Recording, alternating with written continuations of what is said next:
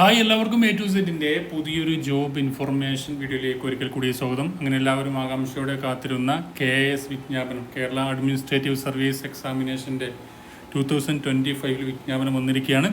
7/3/2025 മുതൽ 9/4/2025 വരെ അപേക്ഷിക്കാൻ കഴിയുന്ന കേരള PSC വഴിയാണ് ഇതിനെ അപേക്ഷിക്കാൻ. മിനിമം ഡിഗ്രി യോഗ്യതയുള്ളവർക്ക് കേരള അഡ്മിനിസ്ട്രേറ്റീവ് സർവീസിൽ ഇപ്പോൾ ജോലി നേടാൻ അപേക്ഷ സമർപ്പിക്കാൻ കഴിയുന്നതാണ്. നമുക്കിതിൻ്റെ ഡീറ്റെയിൽസ് ഇങ്ങനെ നോക്കാം.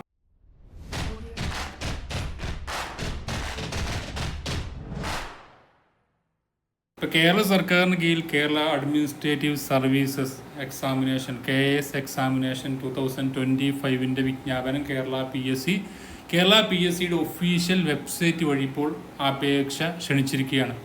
7/3/2025 മുതൽ 9/4/2025 വരെ അപേക്ഷിക്കാൻ കഴിയുന്ന റിക്രൂട്ട്മെന്റ് നോട്ടിഫിക്കേഷനിൽ കാറ്റഗറി നമ്പർ 1/2025 മുതൽ കാറ്റഗറി നമ്പർ 3/2025 വരെയാണ് ഇതിൻ്റെ കാറ്റഗറി നോട്ടിഫിക്കേഷൻ.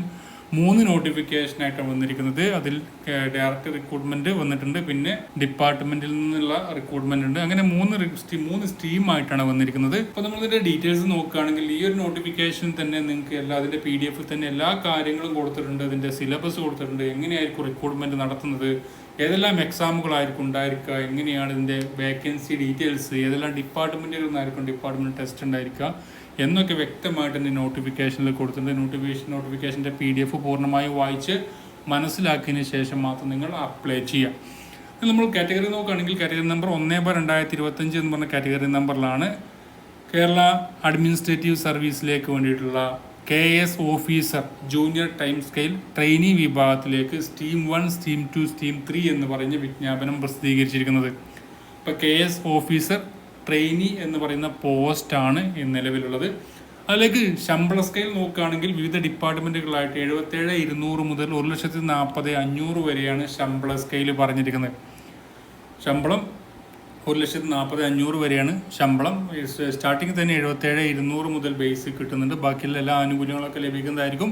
വേക്കൻസി ഡീറ്റെയിൽസ് നോക്കുകയാണെങ്കിൽ 31 വേക്കൻസികളാണ് ഇപ്പോൾ നിലവിലുള്ളത്. Stream 1 11 വേക്കൻസികളും Stream 2 10 വേക്കൻസികൾ, Stream 3 വരുന്നത് 10 വേക്കൻസികൾ. അങ്ങനെയാണ് ഇതിൻ്റെ വേക്കൻസികൾ വന്നിരിക്കുന്നത്.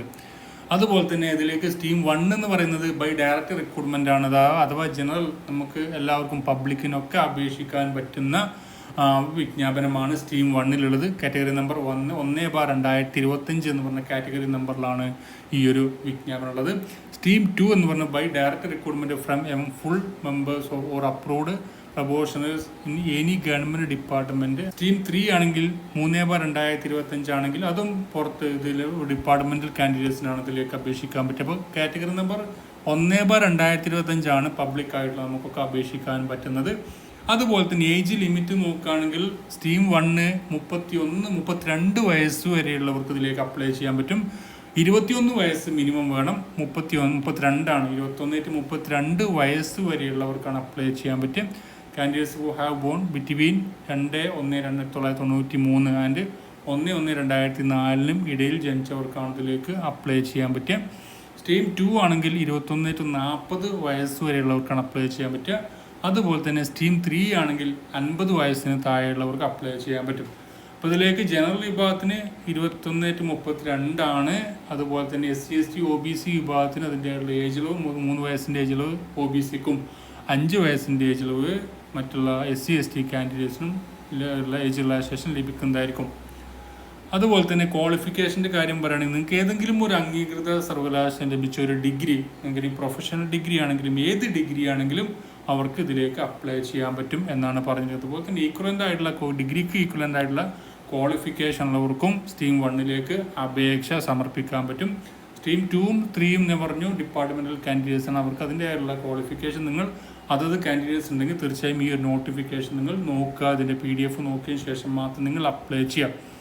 അതിൽ പറഞ്ഞിരിക്കുക അതാണ് ക്വാളിഫിക്കേഷൻ്റെ കാര്യം. ഇനി എക്സാം പാറ്റേൺ നോക്കുകയാണെങ്കിൽ പ്രിലിമിനറി എക്സാം ഉണ്ടായിരിക്കും, മെയിൻ എക്സാം ഉണ്ടായിരിക്കും. 2 രീതിയിലായിരിക്കും ഇതിൻ്റെ എക്സാം ഉണ്ടായിരിക്കുക. പ്രിലിമിനറി എക്സാം പറയുന്നത് ജനറൽ സ്റ്റഡീസ് ഉണ്ടായിരിക്കും, 100 ക്വസ്റ്റ്യൻസ് ആയിരിക്കും ഉണ്ടായിരിക്കുക. അതുപോലെ തന്നെ ഇത് 2025 ജൂൺ 14 ഇതിൻ്റെ എക്സാം ഉണ്ടായിരിക്കുന്നത്.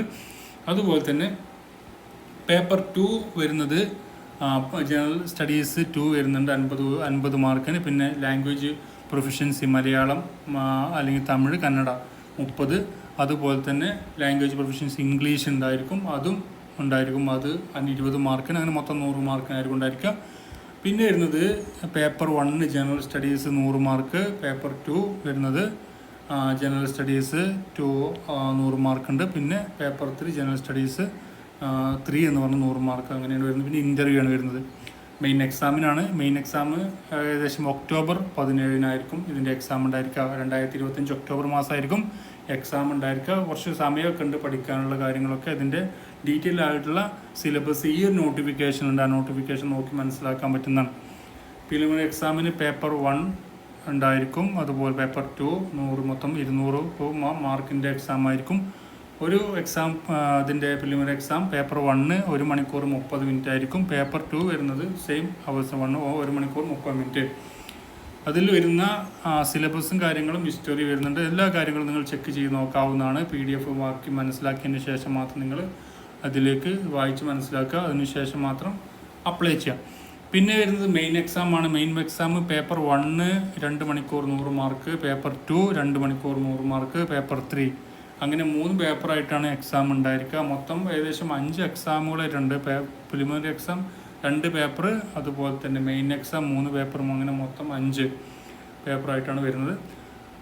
അപ്പോൾ അതിൻ്റെ ഡീറ്റെയിൽസും എന്തെല്ലാം കാര്യങ്ങളാണ് ഇതിൽ ഉൾപ്പെടുക, എന്തെല്ലാം കാര്യങ്ങൾ ഉൾപ്പെടാത്തുണ്ടോ വളരെ വ്യക്തമായിട്ട് തന്നെ കൊടുത്തിട്ടുണ്ട്. അത് നിങ്ങൾ ചെക്ക് ചെയ്ത് നോക്കുക. അതുപോലെ തന്നെ ഇതിലേക്ക് ഡിപ്പാർട്ട്മെൻറ്റലായിട്ട് വന്നിരിക്കുന്ന ഏതെല്ലാം ഡിപ്പാർട്ട്മെൻറ്റുകളിൽ നിന്നാണ് വേക്കൻസികൾ എന്നൊക്കെ ഇതിൻ്റെ നോട്ടിഫിക്കേഷനിൽ വ്യക്തമായിട്ട് ഇംഗ്ലീഷിലും മലയാളത്തിലും കൊടുത്തിട്ടുണ്ട്. നിങ്ങൾക്ക് ചെക്ക് ചെയ്ത് നോക്കാം.